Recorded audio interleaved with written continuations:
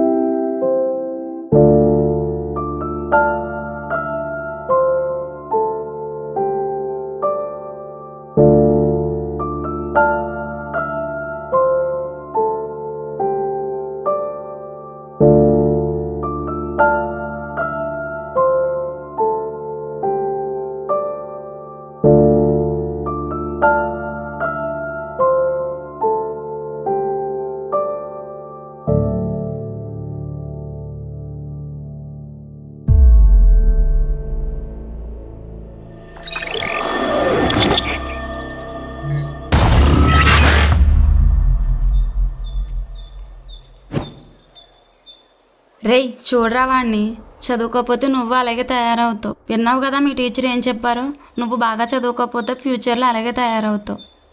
చూడు అందరినీ ఎలా అడుక్కుంటున్నాడో సిగ్గు లేకుండా. నువ్వు మాట వినకపోతే అలాగే అడుక్కు తింటావు. అదే తల్లి తన బిడ్డకు తను మంచిగా చెప్తే ఎలా తయారవుతాడు?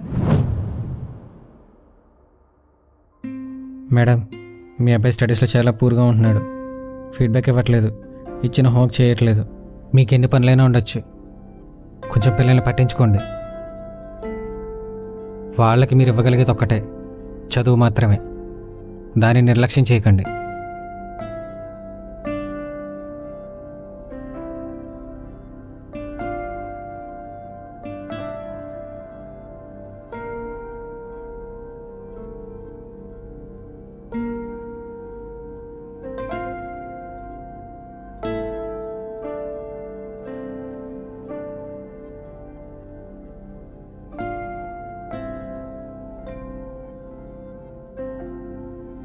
చూసావా మీ టీచర్ ఏమన్నారు?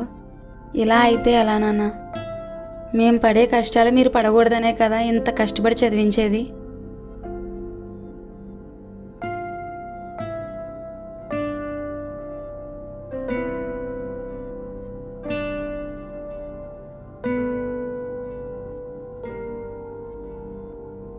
చూసావా, చదువుకోవాల్సిన వయసులో అడుక్కుంటున్నాడు.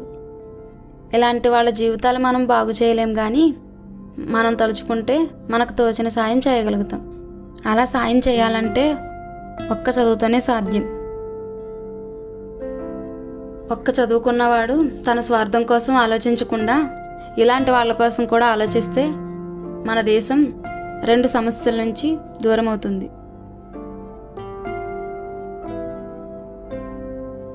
1 నిరక్షరాస్యత, 2 పేదరికం. చదువుకున్న ప్రతి ఒక్కడు మన దేశం గురించి ఆలోచిస్తే మన దేశం ఇంకా ఎంతో అభివృద్ధి చెందుతుంది. అంతవరకు ఎన్ని దశాబ్దాలు దాటినా ఇండియా డెవలపింగ్ కంట్రీగానే మిగిలిపోతుంది. నువ్వు కూడా చదువుకుని ఇలాంటి వాళ్ళకి సహాయపడాలి. మా కోసం కాదు, దేశం కోసం.